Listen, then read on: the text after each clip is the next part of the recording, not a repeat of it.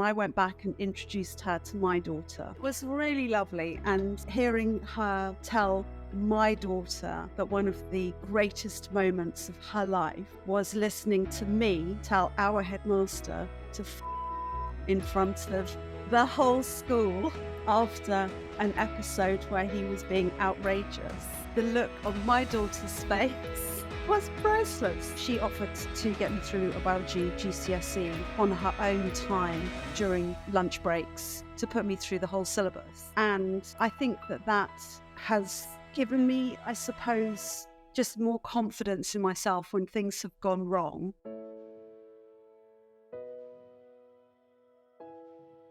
Hello and welcome back to These Three Things, the podcast that asks which person, place and treasured possession has brought the most value to your life and why. Our guest today, Camilla Elms, is a nutritional therapist living and working in Kent. She is a busy mum to 3 teenagers. Camilla specialises in hormone health and helping women reach and pass through the difficult chapter that is menopause. Of her formative years, she says, I wasn't always this healthy. My youth was mainly spent in wild adventure and surviving many boarding schools, which is where I met her in the 90s. Camilla, I'm so thrilled that you are a guest on These Three Things. Before we get stuck in, can I ask, which of the 3 presented the most difficult in choosing and why? I think probably person, because I think like all of us, there are so many important people in our lives, parents, grandparents. So settling on one person, and ultimately it was the context of our friendship that really helped me to settle on somebody. And having done that, then realizing that somebody was actually even more important than I perhaps had given them sort of credit for at the very outset. But all of it, I really enjoyed that process of just looking back and having a moment to reflect and think, what are those things? You know, we never do it. We're always galloping forward. So it was really meaningful to actually take a breath and look back and think about it. That's so lovely to hear. You're right. It is an emotional process because it taps into that memory bank of ours, which holds all of our life. And it's not an easy choice to make in terms of those three specific things, the person, the place and the thing. But let's dive straight in. So tell me, who is the person that you've chosen? So the person I've chosen is a lady called Vanessa Aris, and she was our housemistress. And I probably have to frame a little bit. So this was a co-ed boarding school.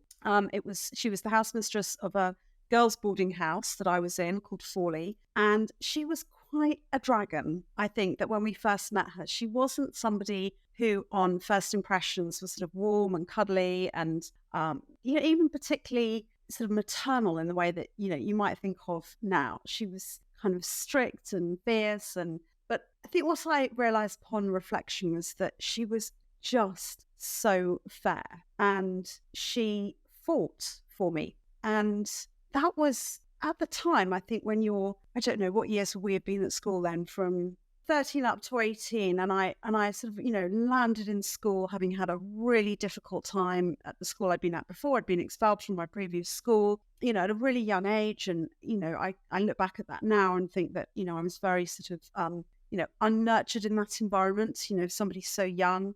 There was an awful lot of things going on. And this lady, Vanessa, just had a way of sort of taking me in under her wing and quietly teaching me the difference between the things which were basic school rules that we all had to adhere to. And I don't know if you remember things like, uniform. She was an absolute stickler, whether your socks were pulled up or whether you were late for lessons. And she would go crazy about things like that. But she never held a grudge. It was that these are the rules. Everyone's got to do them. Just get on with it. And I think that gave me quite a good framework, I think, in the way that children need boundaries. She never wavered on those boundaries. These are the rules. Get on with it. Otherwise, I'm going to shout at you. Once you pulled your socks up, she'd walk on by and it was over a second later. But I think that for me, quite early on, I sort of knew how far I could push against that. However, if there were things that she felt were unjust for any of her girls, or that we were being treated badly, or that rules were ludicrous, then she would stick up for us against some of those things. And that, on reflection, is what has stayed with me, that she sort of fought for me when things were going really badly wrong. She had an understanding that children sort of going through those years of school were going off the rails, and I did quite badly. But she always cared. She was always there and made me feel quite protected. And I didn't stay in touch with her for too long. After I left school, you sort of move on, you lose contact. And it's only recently I've got back in touch with her again, and was just struck with all the small details she remembered about sort of my years at school, like how much she cared. And that was the first person, I think, years and years of boarding school where you don't have that sort of parental input. There isn't somebody there that's got your back or is fighting your corner. And you can feel incredibly lonely and incredibly on your own. And she somehow has given me a sense all the way through my life of just sort of getting on with certain things, picking my battles, I suppose. That's probably the expression that I would use. And fairness. And I'm so forever grateful, really. Yeah. And actually, just listening to you, we've just had International Women's Day. And one of the themes that keeps coming up is women supporting women. And we all have our own experiences of this playing out and not playing out. But actually what she was showing you from a very, very early age is that you don't have to like each other, but where fairness is concerned, she will have your back, and you can break the two. You can separate the two. You don't always have to be in each other's pockets with everything in common to still support and empower others. And she was showing you in that moment that even if she'd shouted at you 1,000 times that morning before 9 o'clock, when you needed her, when it was right, when it was just, when it was called upon, she would be there. Yeah, and I think as parents, that's what I suppose we do all day long with our children. You can have these, I love that expression, micro stressors. I think I first heard that with a Dr. Chatterjee podcast. You can have numerous things, I almost want to say hundreds, it's probably dozens of tiny little stresses that can happen, for example, with your children, just in the morning before you get them out the door to school. But it doesn't mean you don't love them, and it doesn't mean you don't care, but you're just trying to set the boundaries. It's a way of showing love. And it might be that it's quite tough, and I suppose in a boarding school environment we all possibly needed that. But I think, again, having met her as an adult, I've also learnt that she herself was up against some enormous challenges in the school that she was in, school that she was teaching in. Can you tell me about one or two of those? Are we able to go there? Yeah, well, I mean, I'm obviously from her, I think that there were situations where, for example, she had called out some inappropriate behaviour in a school environment. I think when you've got children, young children in a school environment, and we're talking about back to the early 80s here, nobody listened to her when she sort of said that something had been going on against children. She had to sort of really fight and was pretty much blacklisted for having made a fuss. I think that she came in against quite a clique of people who'd been very, I don't know whether they'd all been private school educated or whether they'd gone to what would have been considered, better universities. But there was very much a sort of clique within the teaching community, and she sat on the outside of that. And so I think she understood what it was like to be an outsider, and not forgetting it in these schools, not just for teachers, but also for pupils. There can be these various different groups of them and us, and who's successful, who's sporty, who comes into school wearing the best clothes. There are so many different levels on which children can feel outside of the kind of mainstream when they're growing up. So I think if you've got somebody who fundamentally understands that and guides you on a path that it's okay just to be you, and even if that you isn't perfect by any means, that I've realised subsequently would go into staff meetings and raise hell on my behalf when people wanted to get rid of me because they thought that I was trouble. And she made herself hugely unpopular on my behalf. I remember one situation personally when I was, the way the sort of GCSEs that I was studying fell, I had to give up biology because I wanted to study German, and she offered to get me through a biology GCSE on her own time during break and lunch breaks to put me through the whole syllabus. She was just she just believed in us. And I think that has given me, I suppose, just more confidence in myself when things have gone wrong, and railing sometimes still to this day against the establishment, that it's okay to sort of do things your own way. You don't have to be the most popular person in the room. And just to have your voice, what I'm hearing again is that she was unafraid and unapologetic to what she fundamentally knew would shape the course of this young girl's life. And the last thing that this young girl needed was another expulsion. When you look back on it, it made me quite emotional hearing it, because it's the first feeling that you have, not just of, you learn so much in those years about loyalty and integrity and honor, and how it then comes to shape you as not just a professional woman, but as a mother yourself. And then the values that you really hold dear because someone showed you that early on. And there's nothing like boarding school when you're away from home and you're away from the comfort that is your one or two parents to test you in those waters when you're really vulnerable.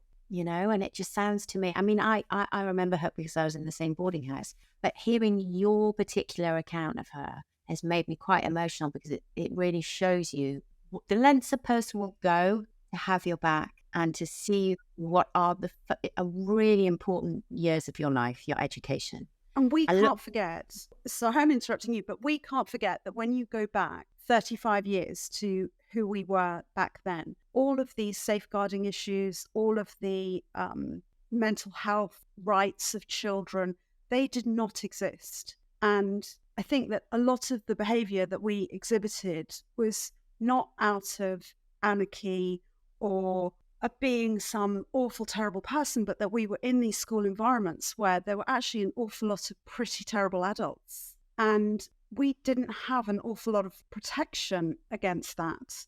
We didn't really have a voice. And I know people now who have come out of that, what might seem to many as a very privileged boarding school environment, but have come out deeply troubled by some of the experiences that they had to go through. And, my parents always lived abroad. So for me, my dad was in the army.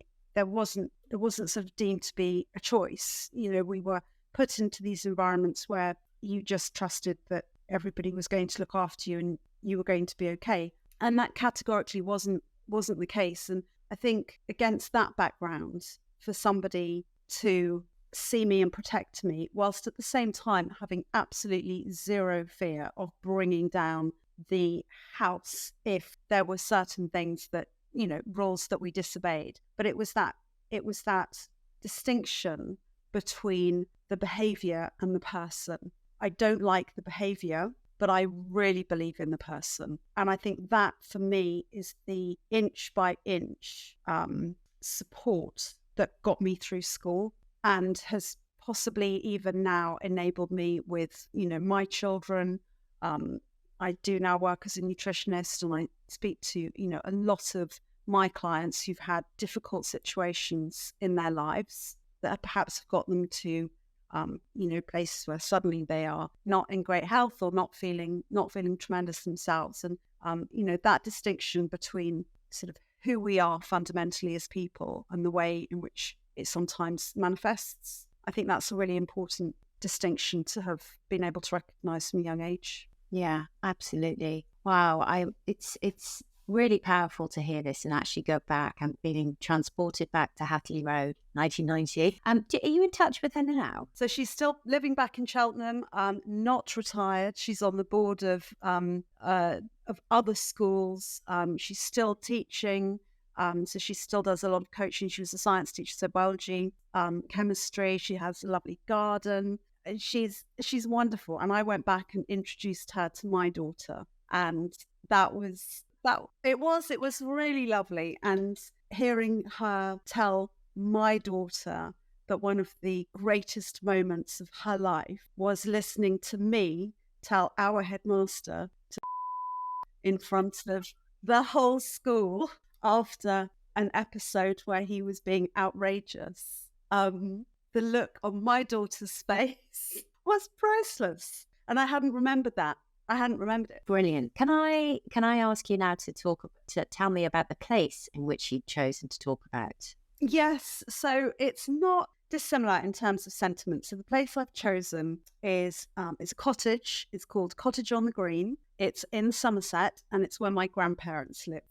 So I mentioned briefly that my dad was in the army, and so probably still now, but certainly back in the day, his army career meant that we moved house every 2 years. And that was mostly for the first 15 years of my life in Germany, latterly in the Caribbean, then in Africa. And so all of my time through school, my grandparents were my anchor. They were my sort of base. So and that goes right back to prep school days. And so I started boarding at school when I was 7 years old. And my grandparents had this beautiful thatched cottage on the village green next to the vicarage, opposite the church. Grandma and I used to kind of sit on the big wide windowsills on a Saturday and sort of gawp out of the window as brides turned up to get married in church to look at the dress.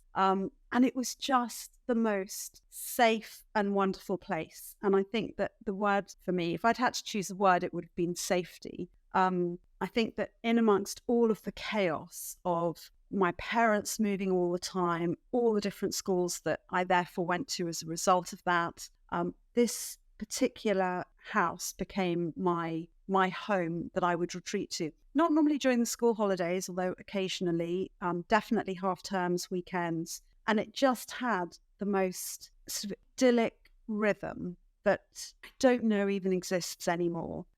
There was a beautiful, perhaps quarter acre, it wasn't big, but a long, beautifully manicured garden with a vegetable patch at the bottom. But it was huge. So there was asparagus, there were tomatoes growing in the greenhouse, there was a bed with all the potatoes that would be sort of mounded up. I'm sure that's not quite the right word.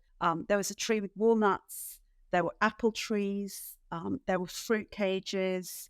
At one point, Granda started growing vines so that there were grapes, and he made his own wine, which was called Chateau Rivel, because the village was called Curry Rival. We used to drink his wine, which is dreadful. And so every single day, it would be the same. And Granda would sort of go after breakfast, go out into the garden, and he would probably spend a couple of hours and then bring up all these veggies in the trucks that he would then give to Grandma. And things would be blanched, put into bags to go into the freezer. There would be apples, which somebody who came home for a weekend, and any friends that came back for the weekend for an exit out from prep school would be involved in this process. So somebody would climb the tree. He would then throw the apple down, put it into the crate, not touching. That would go into the garage. It was just utterly amazing. Breakfast was always at 9 o'clock. But before that, you'd get a cup of tea in bed. It didn't matter who you were, how old you were, whether you were there with a boyfriend, a girlfriend, adult. Granda would march into your bedroom in the morning with a cup of tea. Wake up, cup of tea. Breakfast is at 9. Lunch was at 1. And then an afternoon cup of tea at 4. There would always be cake, maybe like a scone or it was very formal in a way. Very English. Gin and tonics at 7.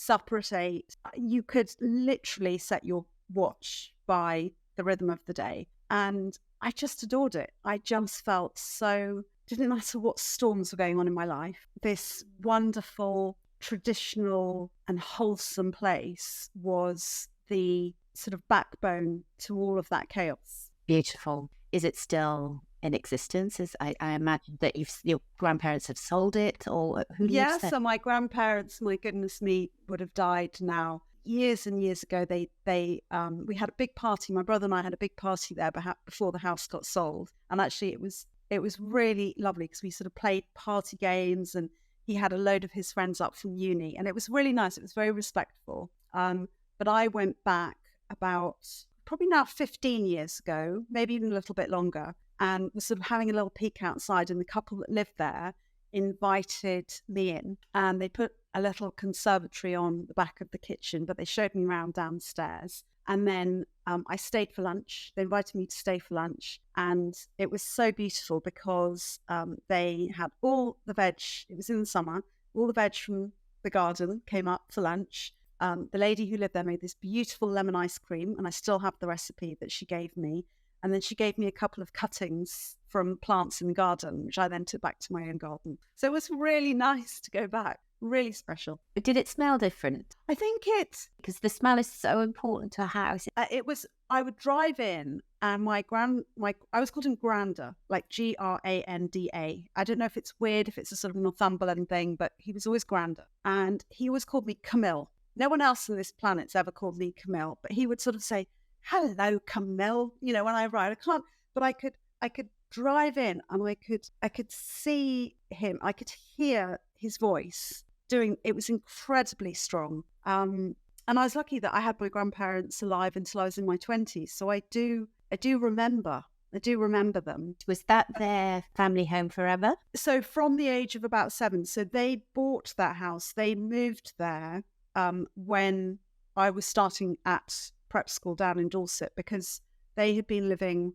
in Surrey, in a lovely village called Chiddingfold prior to that. And I think probably the context again is that I lived with them for a year when I was a baby back in that house in Surrey. My mum had postnatal psychosis, and it was a very traumatic time for her, and she ended up being hospitalized, and I went to live with my grandparents. So when she then went back and did some nursing as she was getting better, and it was decided that I would live with my grandparents during the week, and I did that for about a year as a really young baby. So I think that they themselves, having had 3 boys, my dad being the eldest, suddenly, as they were retiring, had this little baby girl, and I would be taken along. Grandma would take me to the Women's Institute, on whatever morning that would have been, the WI meeting,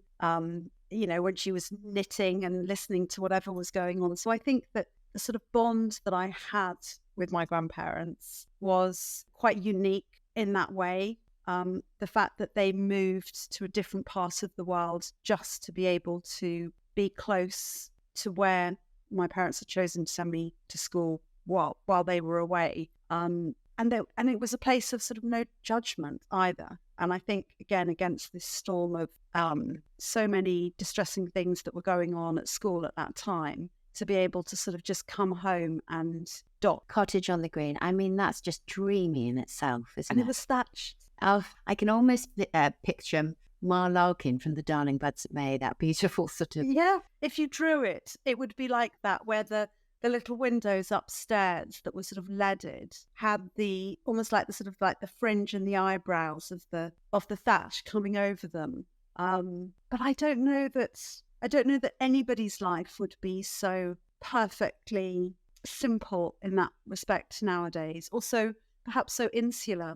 My grandfather was really musical. Both my grandparents were pianists. And he would arrange all these wonderful concerts that would happen in the church. But he had links. He was very involved with sort of Glyndebourne, and had relations sort of in with some really top quality musicians that would be able to sort of come and almost as a favour to him, put on concerts in the church when they were touring. And he would always invite them in for a little drinks party, sort of after they'd finished, saying that, there's nothing worse than when you've given a performance to sort of go back to it wouldn't have been a hotel, it would have been a little B&B or somewhere they'd been staying. So there was this sort of rather sort of artistic angle to it as well. Piano in the cottage, Granda would play, and I still listen, and actually I have somewhere I can see it in front of me, a lot of his piano music. He would sit and play sort of Chopin just in the evening. He'd smoke a cigar, he'd have a King Edward cigar, and he'd pour his gin and tonic, and Grandma and I would sit, and he would just go into his study and just play beautiful Chopin preludes, and it's just lovely. You see, I could go there now. That to me just absolutely charming, and just so, like you said, civilized and simple, yet Good old days, eh? The good old days. No Mobile phones, no mobile phones. And he would do his Times crossword, and he would do the kind of, the difficult one. And Grandma and I would try and do the simple one. And I still do the Times 2 crossword when I can today because it's a ritual. Beautiful. Thank you. Okay. I am really curious to know what your treasured possession is. So I'm going to show you because it's sort of... Got it there, I'd like to see it. Yes, please. I do. So my treasured possession is my fountain pen, and it actually has a baby. Oh, you have two? I have two. Okay, so one red, one black. Tell us about them. So the original fountain pen, this is a Waterman fountain pen, if you can see it, and this belonged to my cousin. So during, I suppose when we started at school from the age of about 7, whenever we went home, and it's amazing the thread of all of my things that I've thought about, because we would go home for weekends and I would go to the cottage on the green and have my exy out weekend with my grandparents. We were allowed out from school whenever we wanted after matches on Saturday. And on Monday morning during break, we always used to have to write thank you letters. So whoever had been out for a weekend would go into Mrs. Beaton's English class and would have to write their thank you letters that would then be sent home, which is an amazing tradition because I do still write thank you letters. And so one of the gifts that we would sort of be given quite early on by our parents would be, I don't know if you remember these, but like a little leather writing case that would sort of zip up, and in it would be a small pad, like a Basildon Bond letter writing paper, when you'd always have sort of the lined bit first that you'd slide in underneath. Then on the other side, there'd be the envelopes, there'd be the stamps, and then tucked in down the middle would be a fountain pen. So the fountain pen, and originally it would have been just like a Parker pen that I would have had from my parents, probably for a Christmas present or something like that. And I always really enjoyed writing thank you letters. I've got really neat handwriting, and I like writing. When I was 14, my cousin, who was 2 years older than me, Melissa, she was 16, she was killed in a car accident with her parents, with my aunt and uncle, and they were in France, and it was a really devastating impact in my life. And I was given Melissa's fountain pen, and that's this pen, and I still have it. And for years and years and years, I wrote with it. And bear in mind, from the age of 14, my life has still been disruptive, and I've still traveled and moved around, but I've always had my pen, and it does still work, but the nib is quite scratchy. When I was about 20, I was working in a shoe shop. I must have been maybe in my late 20s. My handbag was stolen, and this pen was stolen in it. And I was beside myself that my pen had gone. And somebody a few weeks later found my bag discarded, wallet gone, pen still in it, and managed to get it back to me. No, did they hand it to the police? I think it must have had a business card in or something that they were able to trace the bag to me, but without. So they'd taken all the money. Well, there wouldn't have been much cards or cash or whatever. And came back to you? Pen came back to me. Or in the post? No, somebody handed it in. So just locally near where I live in Kent. Just unbelievable. And then for my on my 20th wedding anniversary, my husband bought me this one as a replacement, and that was it's beautiful. It's a grown-up pen. It's a lovely red. And what make is that? This is a lovely Mont Blanc pen. Oh, Mont Blanc. And it's a Marilyn, and it's got a little pearl, and it's beautiful. You love writing with that, and I do. And it's really grown up, and it's really special. And I have no. I've retired my other one because it was getting harder and harder to write with it with the nib, and I don't really want to change the nib or do anything with it. But I think I love a notebook. I love to start any new project with a new notebook. I've got one of my notebooks here that I have that's also red, and I get fillers for it, and I write, whether it's client notes, whether it's I'm doing an oncology course at the moment. I have another separate filler that sits for that. And I love to write with a fountain pen. I like to write lists. Being the mother or the daughter of the pens you choose. So now it's always with my daughter pen that I'll do my writing. But I think there's just something about that flow as you said to me, it's the extension of your brain, and it's pouring through the hand, and it's everything that you want to say written down. And it's that formulation, isn't it, of your greatest thoughts, ideas, moments that you just want to pen, and you need a note, a copy of, which, let's be honest, it's not the same when you email or text. It just there's no personal touch. It doesn't flow in it. No, And I have, if I move I have like behind me, I don't know if you can see here, like on all along here, these are all my notebooks, which at the moment I'm going through the process of trying to transcribe into possibly, I don't know what, but a thing. I'm just going through, and I have recipes and I have journal entries. Sometimes there's lists. It might be Christmas present lists. They're just all in there. And I love the fact that it's ink, so that it's ink that flows rather than that you have to sort of refill. So again, in a world where everything now, like biros, is so expendable, they last the test of time. I love a thank you note. I love a thank you note, and I always write them too. I really appreciate a thank you note, and to have that come through the door just feels like a moment in itself. And also with these pens, God willing, they don't go walkabout, an heirloom for your children. I think so. I've got 2 fountain pens that my boys were given when they were christened. And I genuinely, they're 14-year-old twin boys. I do not let them anywhere near these pens yet. Occasionally they're allowed to look at them. But whenever they ask if they can take them into school, it's like, no, definitely not. But I agree. I totally agree. And I remember, my dad died a few years ago now, but he always had his fountain pen. His writing was illegible, but his fountain pen was always on his desk. And I've got letters from him that I know were written with that pen. And it's just something. It's the continuity, isn't it? Yeah. Continuity of life. Yeah. Beautiful. Oh, I have so enjoyed hearing these 3. Thank you for being a guest. I will treasure this. So Vanessa Aris, your person, the Cottage on the Green, that beautiful house in which village in Somerset? It's in Curry Rival in Somerset. Okay. In Somerset, north or south Somerset? Where's it? Oh, no, I don't know which one they were classified as. I'm not sure. So just outside Langton Green. Okay. Maybe I'll try. No, it's not. That's near me. Just outside Langport. Langport. Okay. Curry Rival. And your fountain pen, your cousin was Sarah, did you say? My cousin was Melissa. Melissa. She was Melissa. And so I inherited this when I was 14. And as I'm now 50, that is 36 years ago, which is just bonkers. And I know I will have it the rest of my life. Yeah. Oh, beautiful. Well, thank you again for being a guest on Series 1. Always lovely to see you. Thank you for having me. And there we have it.